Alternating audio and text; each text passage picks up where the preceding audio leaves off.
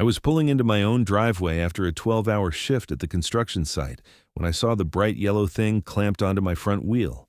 My truck, my driveway, my property, and there was a boot on my tire like I was some kind of delinquent parked in a restricted zone downtown. My name is Bryan Foster, and I have lived in Meadowbrook Heights in Gilbert, Arizona for 3 years now. My wife Laura and I bought this house because we loved the neighborhood, the schools nearby for when we eventually had kids, and the community feel.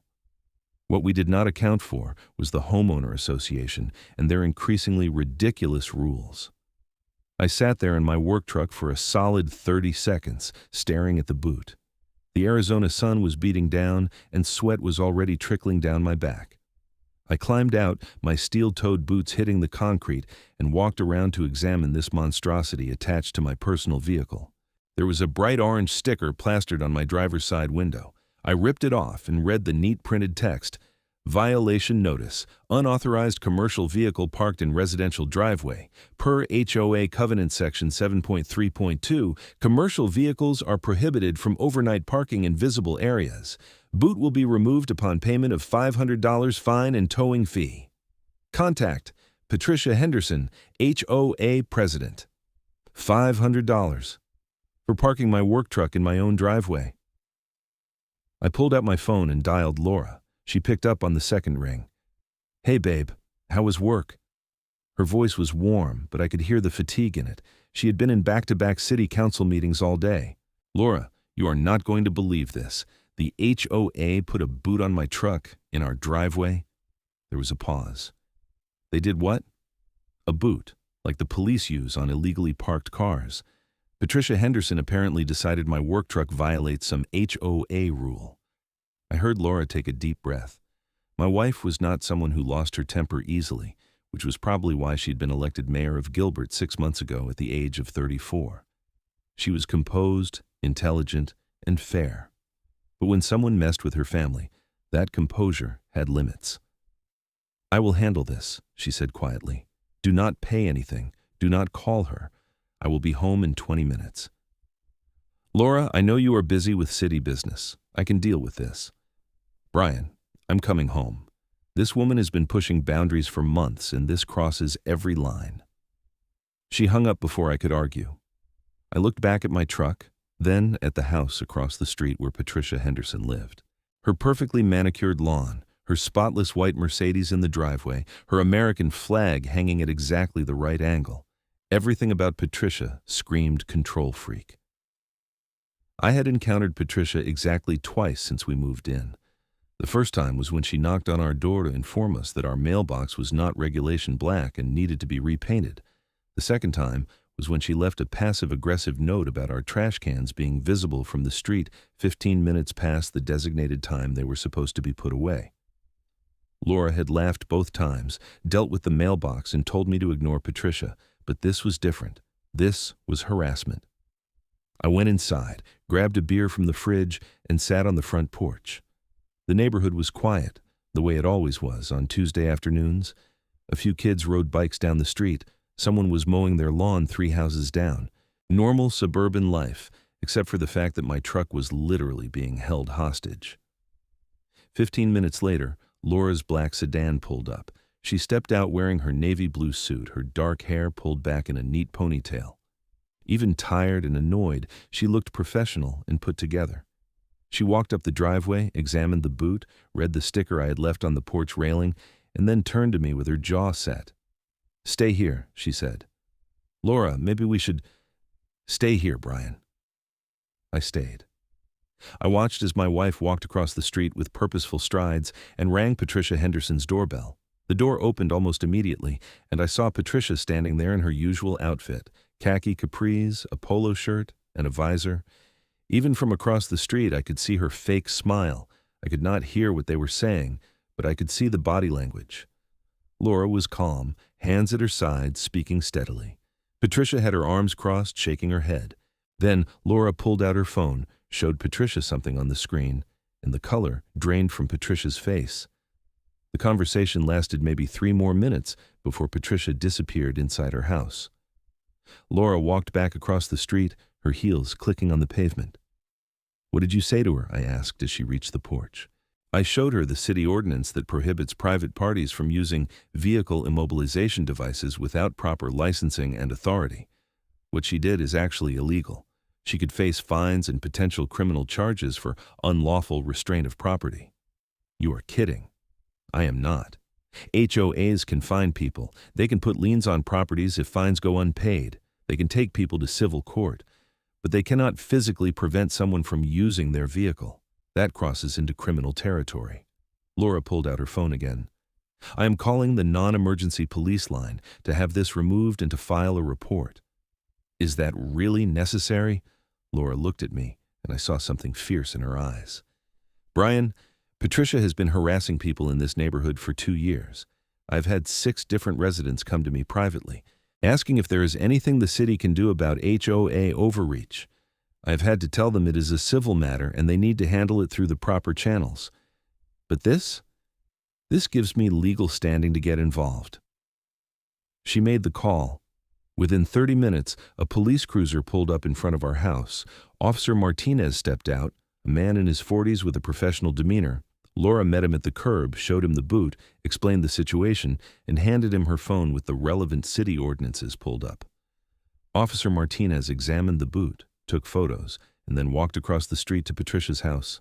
This time, I could hear the conversation because Patricia had stepped outside and her voice was rising.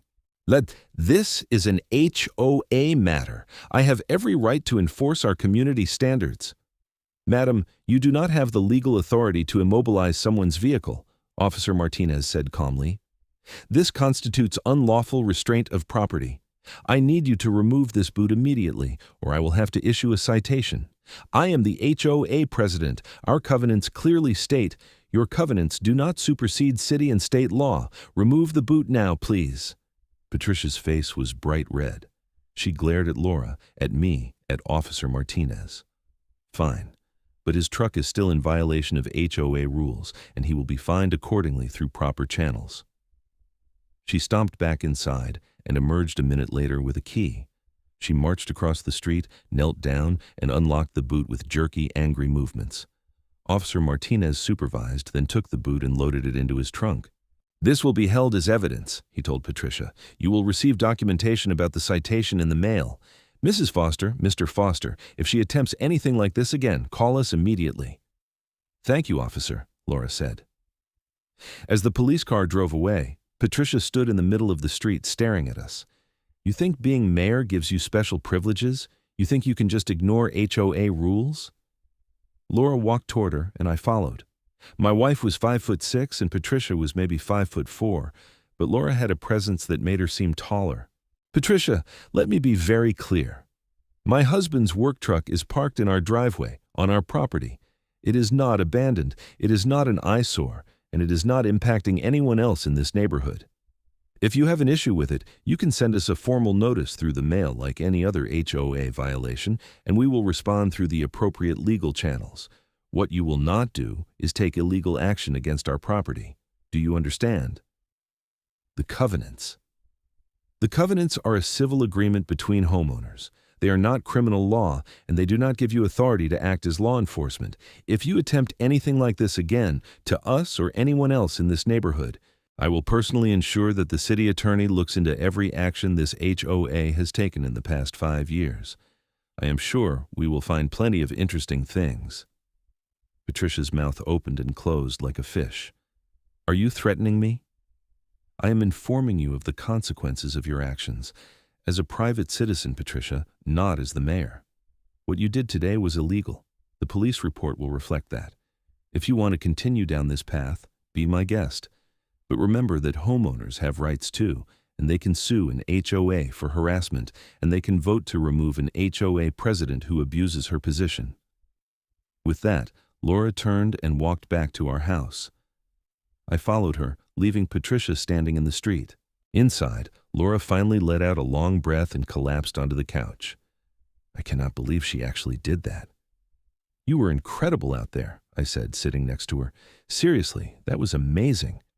I'm tired of people like her. People who get a tiny bit of authority and think it makes them queen of the world. She looked at me. I'm sorry you had to deal with that. Not your fault. And hey, at least I have a badass mayor wife who knows the law." She smiled, but it faded quickly. "This is not over, you know. She is going to push back. She will try to fine us. She will probably call an emergency HOA meeting to discuss our violations. This is going to get messy."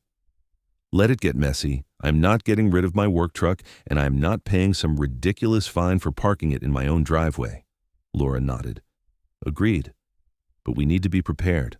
I will pull out our HOA covenants tonight and read through every single line. If we are going to fight this, we need to know exactly what we are dealing with." The next day, I went to work as usual, driving my newly liberated truck. When I came home that evening, there was a formal letter taped to our front door. It was from the HOA, signed by Patricia Henderson, informing us that we had 30 days to remove the commercial vehicle from our driveway or face a daily fine of $100. Laura read it over dinner, her expression unreadable. "Okay, so here's what I found in the covenants. Section 7.3.2 does mention commercial vehicles, but the language is vague. It says large commercial vehicles are prohibited from overnight parking in visible areas. It does not define what constitutes a large commercial vehicle.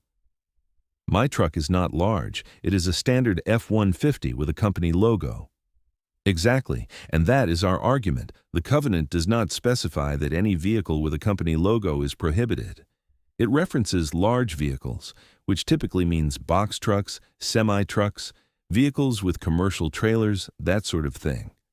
So we have a case? We have an argument, but Patricia will interpret it her way, and we will interpret it ours. And it will probably end up in arbitration or small claims court if she actually tries to collect fines." I put down my fork. "This is insane. We are talking about my truck, that I need for work, that I park in my own driveway." "I know, but this is how HOAs operate. They create rules, often vague ones, and then the board interprets them however they want, and homeowners either comply or fight, and fighting is expensive and time-consuming." "What do you want to do?" Laura was quiet for a moment, then she looked up at me. "I want to fight. Not just for us, but for everyone in this neighborhood who is tired of Patricia's nonsense. But I need to know you are okay with that because it is going to be stressful." "I am okay with it. More than okay. Let us take her down a notch."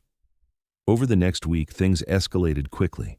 Patricia sent us another letter, this one more threatening, stating that our willful non-compliance could result in legal action and a lien on our property.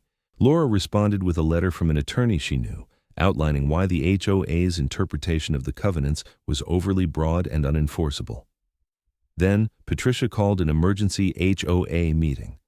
All homeowners in Meadowbrook Heights received notice that there would be a meeting to discuss violations of community standards and the appropriate enforcement measures. The meeting was scheduled for Thursday evening at 7 o'clock in the community clubhouse. Laura and I showed up 10 minutes early. The clubhouse was a modest building at the entrance to the neighborhood with a small meeting room and a kitchen. When we walked in, about 20 other homeowners were already there, seated in folding chairs arranged in rows.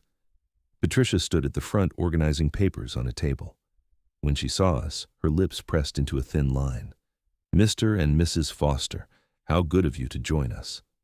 "We would not miss it," Laura said pleasantly. We took seats near the back. I recognized a few of our neighbors, Tom and Angela Carter from 2 doors down, Jeff Martinez, who lived at the end of the street, and Diane Reynolds, who was always out walking her dog. They all gave us small nods of acknowledgement.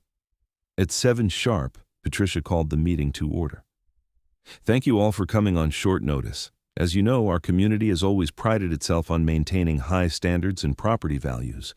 Unfortunately, some residents have been flagrantly disregarding our covenants, and it has come to the point where the board must take action." She went on for 10 minutes about the importance of rules, the necessity of enforcement, and the dangers of letting violations slide. It was clear to everyone in the room that she was talking about us, even though she did not mention our names initially. Finally, she pulled up a photo on a small projector screen. It was my truck, parked in our driveway, taken from the street. This commercial vehicle has been parked in a residential driveway for months in direct violation of Section 7.3.2 of our covenants.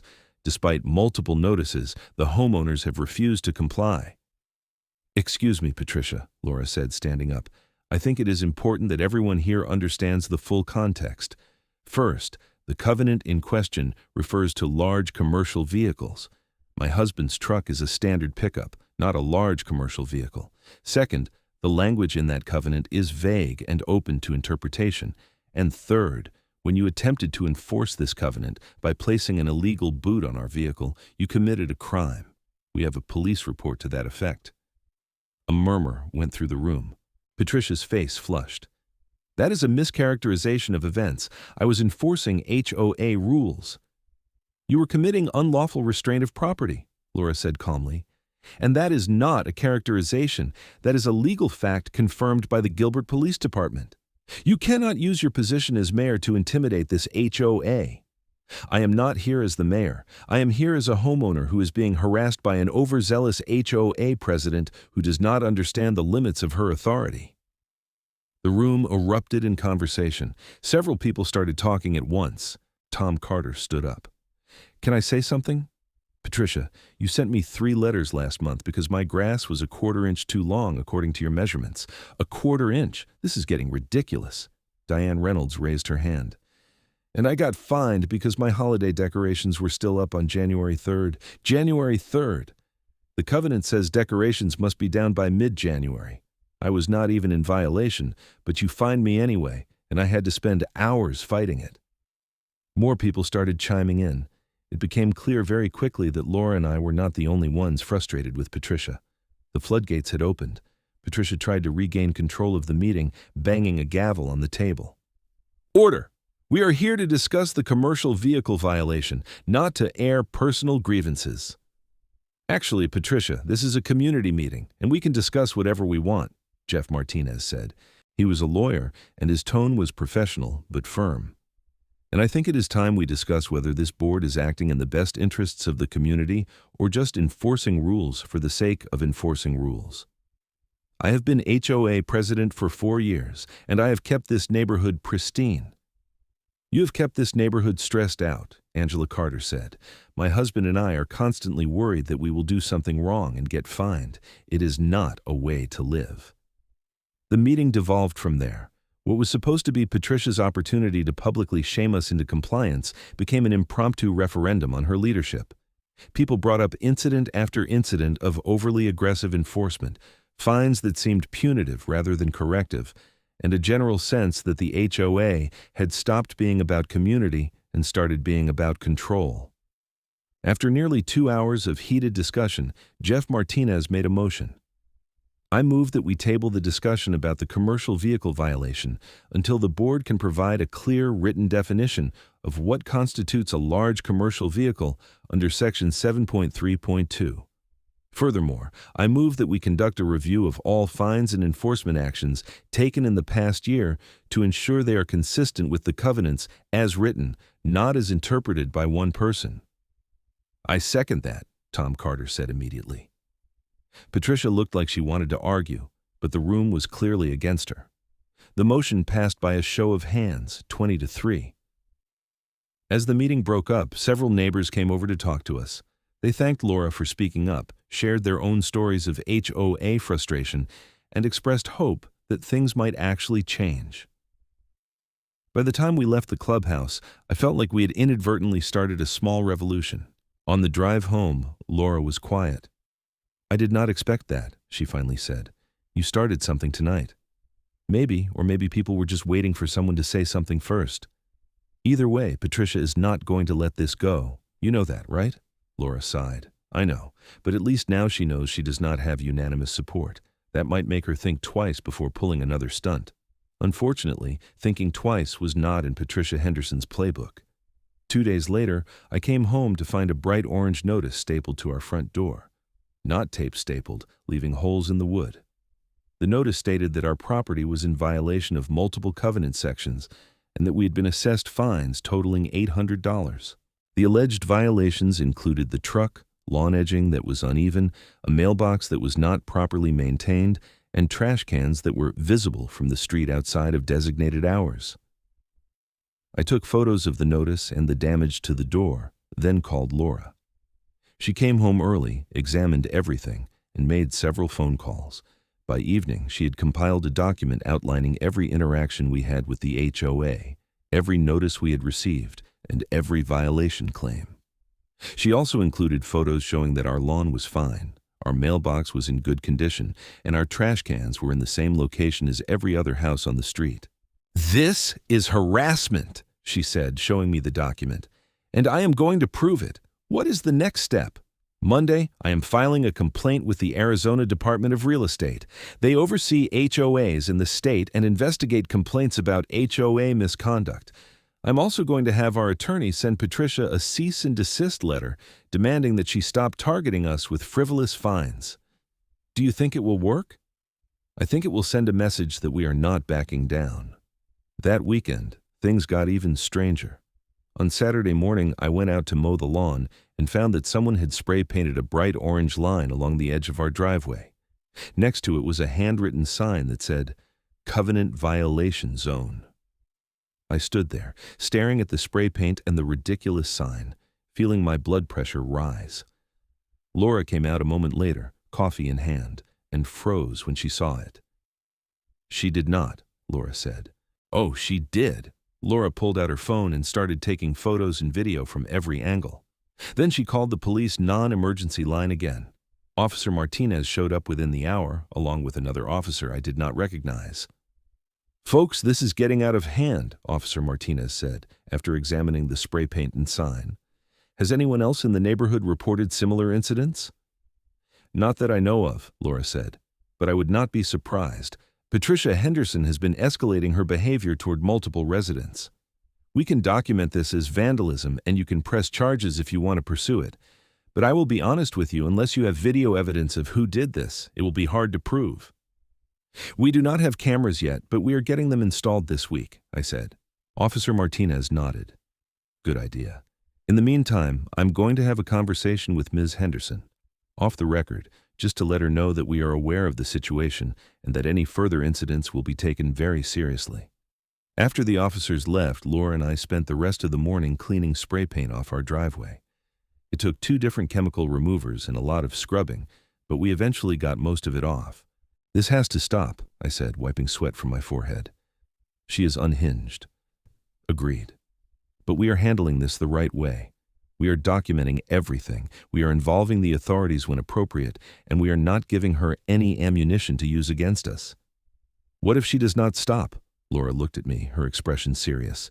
"Then we escalate. There are legal remedies for HOA harassment. We can sue for damages. We can file for an injunction to stop her from contacting us, and if she keeps breaking the law, she will face criminal charges. She is betting that we will give in before it gets to that point, but she does not know who she is dealing with." On Monday, Laura made good on her promises. She filed the complaint with the state, had the attorney send the cease and desist letter, and also sent a formal letter to every member of the HOA board outlining Patricia's actions and requesting an emergency board meeting to address her conduct. The response came faster than expected. By Wednesday, we received an email from Richard Lawson, one of the other board members, stating that an emergency board meeting had been scheduled for Friday evening and that Patricia's conduct would be reviewed. The email also mentioned that several other homeowners had come forward with complaints, and the board was taking the matter seriously. Friday evening, Laura and I returned to the clubhouse. This time, the room was packed. It looked like half the neighborhood had shown up. Patricia sat at the front table with Richard Lawson and 2 other board members, Karren Stiles and Mark Chen. Patricia looked tense, her arms crossed, her jaw set. Richard called the meeting to order. He was a man in his 60s, retired, with a calm demeanor. "Thank you all for coming. This meeting was called to address concerns about HOA enforcement practices and the conduct of our president, Patricia Henderson. We have received multiple complaints from homeowners, and the board has a responsibility to address these concerns." "This is a witch hunt," Patricia said immediately. "I have been enforcing the covenants that everyone agreed to when they bought their homes. If people do not like the rules, they should not have moved here." "Patricia, please let me finish," Richard said. "Over the past week, the board has received complaints about selective enforcement, excessive fines, harassment, and in one case, alleged vandalism. We have also been made aware that you placed an unauthorized boot on a homeowner's vehicle, which resulted in a police report and citation. These are serious allegations." "The boot was to enforce HOA rules." "The boot was illegal," Mark Chen said. He was younger, maybe in his 40s, and looked uncomfortable with the whole situation. "Patricia, you cannot just do whatever you want because you are the president. There are laws, there are procedures, and you did not follow them." "I have been doing this job for 4 years with no complaints." "That is not true," Karren Stiles said quietly.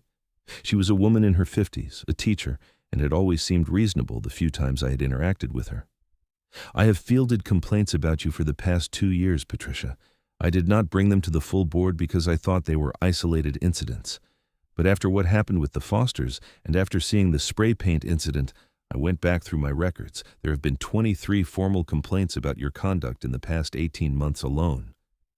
The room went silent. Patricia stared at Karren. "You never told me about those." "Because I was trying to handle them quietly and not create conflict. But I should have brought them to the board, and I apologize for that. This has gone too far." Richard cleared his throat. "Given the severity of the situation, the board is voting tonight on whether to remove Patricia Henderson as HOA president and appoint an interim president until the next election."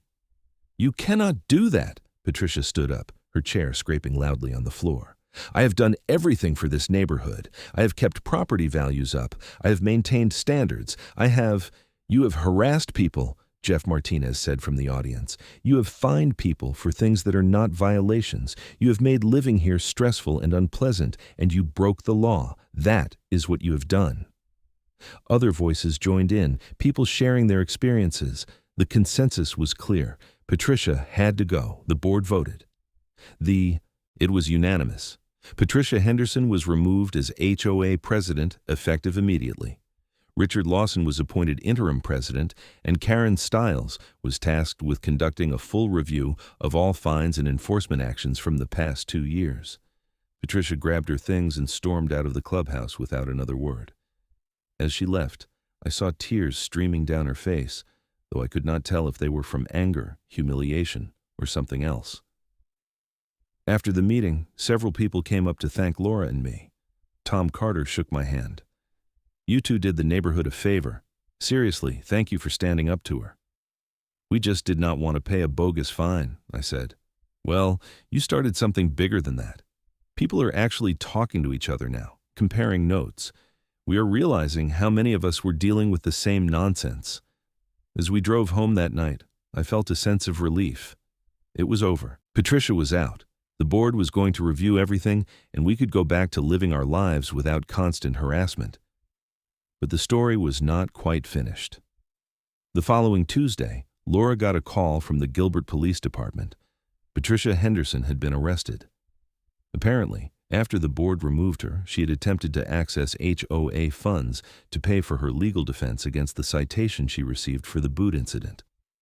When the bank questioned the transaction, they discovered that Patricia had been making unauthorized withdrawals from the HOA account for months, totaling more than $15,000. It was embezzlement. Patricia had been using HOA dues to fund personal expenses, cover her own fines from the city for various violations on her property, and even to pay for a vacation she took to California last summer. The case made local news. "Former HOA president arrested for embezzlement," read the headline in the Gilbert Tribune. Laura's name was mentioned in passing as a resident who had filed complaints, but the story focused on the financial crimes. Patricia was charged with theft, fraudulent schemes, and several other counts. The HOA immediately hired a forensic accountant to determine the full extent of the missing funds, and homeowners were informed that they might need to pay a special assessment to cover the shortfall. Weeks turned into months. Patricia pleaded not guilty initially, but the evidence was overwhelming. Bank records, forged signatures, unauthorized transactions, it was all there. Her attorney eventually negotiated a plea deal. Patricia pled guilty to theft and fraudulent schemes in exchange for a reduced sentence. She was ordered to pay full restitution to the HOA, sentenced to 3 years of probation, and required to complete community service. The judge's words as sentencing stuck with me. "Ms. Henderson, you were given a position of trust within your community, and you abused that trust in multiple ways. You harassed your neighbors, you broke the law to enforce rules that you yourself did not follow, and you stole from the very people you claimed to serve. This behavior is unacceptable, and you are fortunate that the prosecution agreed to probation rather than jail time." Patricia stood there, her head down, no longer the confident, controlling woman who had put a boot on my truck. She looked small and broken. After the sentencing, the HOA underwent significant changes. Richard Lawson remained president and immediately implemented new policies requiring board approval for any enforcement action over a certain dollar amount. The covenant language was clarified to remove vague terms, and a committee was formed to review and update the rules to make them more reasonable. My truck remained in my driveway, and no one said another word about it. Life in Meadowbrook Heights became what it should have been all along: quiet, friendly, and drama-free. Neighbors started having block parties again. People were not afraid to put up holiday decorations or forget to bring in their trash cans exactly on time. The community felt like a community again, not a police state. Laura and I celebrated our 4th anniversary in our home that summer. We had a barbecue in the backyard, invited the neighbors, and everyone had a great time. Tom and Angela brought their kids, Jeff brought his famous potato salad, and Diane brought her dog, a golden retriever named Max, who was the friendliest animal I had ever met. As the sun set and people were laughing and talking, Laura pulled me aside. "You know, this whole thing with Patricia was exhausting, but I think it brought everyone together." "It definitely did, and you were amazing through all of it." "We were amazing. You did not back down, even when it would have been easier to just move the truck or pay the fines. You stood up for what was right. With my badass mayor wife backing me up," she laughed. "Always." A few months later, I ran into Patricia at a grocery store in Gilbert. I almost did not recognize her at first. She looked older, tired. She saw me and immediately looked away, pretending she had not noticed me. I debated whether to say anything. Part of me wanted to just let it go, but another part of me felt like there was something that needed to be said. I walked over to her. "Patricia," she turned, her expression guarded. "Bryan, how are you doing?" She seemed surprised by the question. "I'm managing, paying off my restitution, doing my community service, trying to move on." "That is good." There was an awkward silence. Then Patricia said, "I owe you an apology, and your wife. What I did was wrong, all of it. I do not know what I was thinking. I thought I was helping the neighborhood, keeping things nice. But somewhere along the way, I lost perspective. I appreciate you saying that. For what it is worth, I am glad the truth came out. I was not in a good place, and I probably would have kept going until something even worse happened. Well, I hope things get better for you." She nodded, and we parted ways. As I walked back to Laura, who was waiting by the produce section, I felt a sense of closure. Patricia had made terrible choices, and she was paying the consequences, but she was also human. She had gotten caught up in power and control, and it had destroyed her life. "Was that Patricia?" Laura asked as I reached her. "Yeah," she apologized. "Really? How did that feel?" "Weird, but good, I think. It's all over now." Laura took my hand. "It is. And we can finally just enjoy living in our house without worrying about surprise fines or boots on your truck. Best news I've heard all year." We finished our shopping, went home, and made dinner together like we did most nights. My work truck was in the driveway, right where it belonged. The mailbox was whatever color it happened to be. The trash cans were wherever we left them. And the world kept spinning. Looking back on everything that happened, I realized that the whole situation could have been avoided if Patricia had just been reasonable. If she had approached me like a normal person and said, "Hey, some neighbors are concerned about the work truck. Can we find a compromise?" I probably would have worked with her. But instead, she chose confrontation, intimidation, and ultimately crime. The HOA drama taught me a few things. First, that standing up for yourself matters, even when it is uncomfortable. Second, that rules should serve people, not the other way around. And third, that communities work best when people treat each other with respect and common sense. Laura's position as mayor definitely helped us navigate the legal complexities, but the truth is that any homeowner could have done what we did.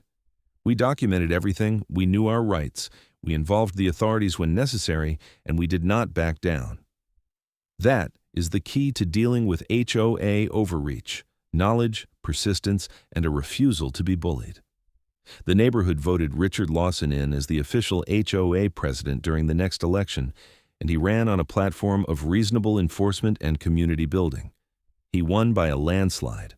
Karren Stiles became vice president, and together they transformed the HOA from a source of stress into an actual asset for the neighborhood. They organized community events, negotiated better rates for neighborhood services like landscaping and trash pickup, and created a reserve fund for emergencies. The rules were still there, but they were enforced with common sense and flexibility. If someone's grass was a little long, they got a friendly reminder, not a fine. If someone forgot to bring in their trash cans, a neighbor might just do it for them. That is what community should be. One evening, about a year after everything went down, Laura and I were sitting on our porch, watching the sunset. My truck was in the driveway, as always. Our lawn was mowed, but not obsessively. Our mailbox was slightly faded, and neither of us cared. "Do you ever think about what would have happened if we had just paid the fine and moved the truck?" Laura asked. "Sometimes. I think Patricia would have kept escalating with other people. The embezzlement would have continued. Things would have gotten worse before they got better. So we did the right thing. We did the right thing." She leaned her head on my shoulder. "I'm proud of us." "Me too." The street was quiet. A few kids were playing basketball at the end of the block. Someone was grilling in their backyard, and the smell of charcoal and burgers drifted through the air. It was a perfect suburban evening, the kind we had imagined when we first moved to Meadowbrook Heights. And the best part was knowing that we had fought for it, stood up for it, and won. My work truck stayed in the driveway. Laura continued serving as mayor of Gilbert, advocating for residents and working to make the city a better place. The HOA functioned smoothly under new leadership, and Patricia Henderson, somewhere out there, was hopefully learning from her mistakes and finding a better path forward.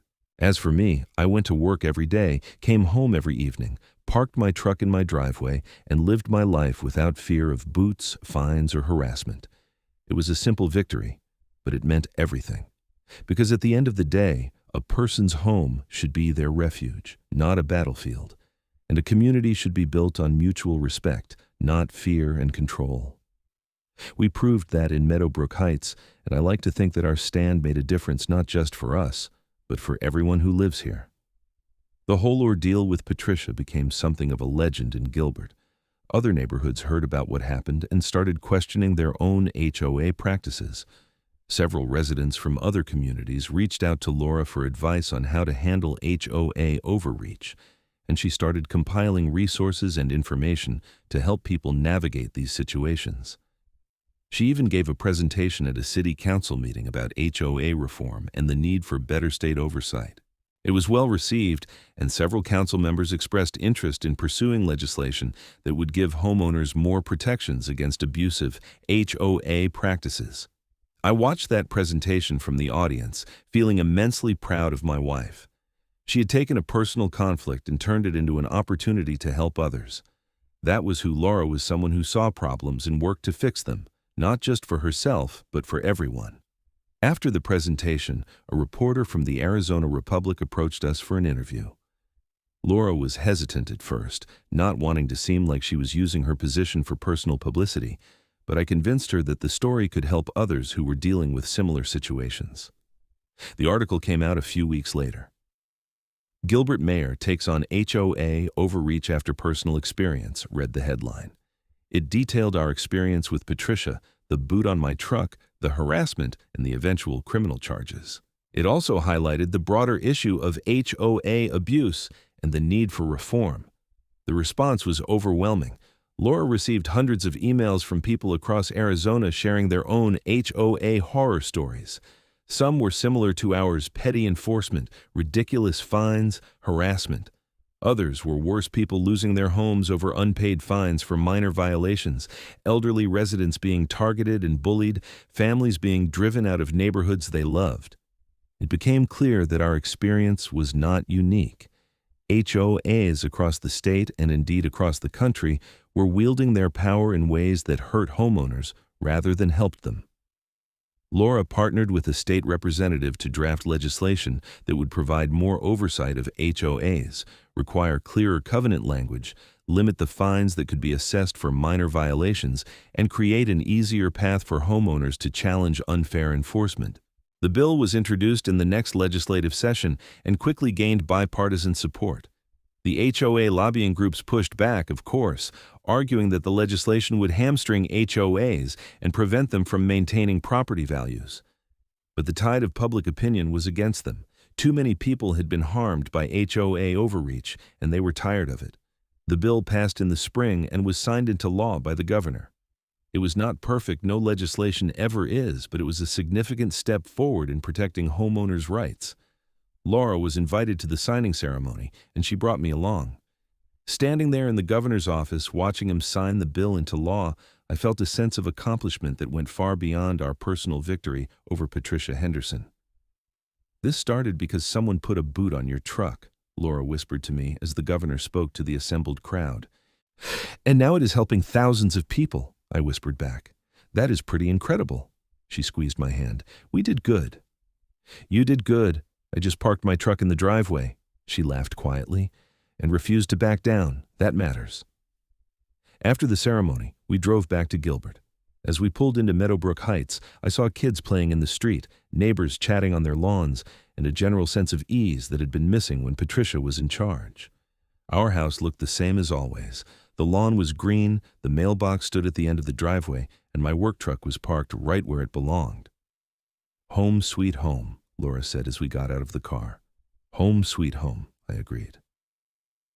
That evening we had dinner on the porch again. It had become our routine, sitting outside as the sun set, talking about our days, enjoying the quiet. Tom and Angela walked by with their kids and waved. Jeff drove past and honked his horn in greeting. Diane came by with Max, who immediately ran up to us for pets and attention. "You know what I love about this place now?" Laura said, scratching Max behind the ears. "It feels like an actual neighborhood. People look out for each other. We have barbecues and block parties. Kids play in the streets. It is what I always wanted when we moved here." And all it took was standing up to one bully. One bully who happened to break the law and steal thousands of dollars. But yes, I laughed. Fair point. We finished dinner as the stars came out. The Arizona sky was clear and beautiful, the way it often is in the desert. I thought about everything that had happened from that first moment I saw the boot on my truck to the governor signing legislation into law. It was a wild journey and one I never expected to take, but I was glad we took it because it mattered. It mattered for us, it mattered for our neighbors, and it mattered for people across the state who were dealing with similar problems. Sometimes standing up for yourself is not just about you. Sometimes it is about setting a precedent, about showing others that it is okay to fight back against injustice, even when that injustice comes from something as mundane as a homeowner association. Patricia Henderson taught me that lesson, though probably not in the way she intended. Her attempt to control and intimidate us backfired spectacularly, revealing not just her own crimes, but also a systemic problem with how HOAs operate. And in the end, we all benefited. The neighborhood became a better place. The state passed better laws. Homeowners gained more protections, and Laura and I got to keep living in our home without harassment. As for my truck, it still sits in the driveway every night. No boots, no fines, no drama. Just a truck, parked where it belongs, a simple symbol of a victory that turned out to be much bigger than either of us imagined. And that, I think, is the real story. Not just about an HOA Karren who put a boot on my truck and got what she deserved, but about how one act of standing up for yourself can ripple outward and create real change in the world. It has been 3 years now since the incident with Patricia, and life in Meadowbrook Heights continues to be peaceful and pleasant. The HOA functions well under Richard's leadership, the neighborhood is thriving, and Laura continues to serve as mayor, working on various initiatives to improve Gilbert for all residents. We even got a dog last year, a rescue named Charlie, who is Max's new best friend. Charlie loves riding in my truck, sitting in the passenger seat with his head out the window, tongue flapping in the wind. Every time I see him there, I think about how close we came to giving up that truck just to appease an unreasonable person. I am glad we did not. I am glad we stood our ground, fought the fight, and came out the other side stronger for it. And I'm incredibly grateful for Laura, who used her knowledge, her position, and her determination to make sure that justice was served and that real change happened. The house across the street where Patricia used to live has new owners now, a young couple with a baby. They are friendly, wave hello, and have never once complained about my truck. They did not even know about the drama that happened before they moved in until someone mentioned it at a neighborhood gathering. "That is wild," the husband, Daniel, said when he heard the story. "I cannot imagine someone putting a boot on your truck. That's insane." "It was a different time," I said with a smile. "Things are better now." And they are. So much better. As I finish telling this story, I am sitting on the same porch where Laura and I have spent countless evenings, my truck visible in the driveway, the neighborhood quiet and content around us.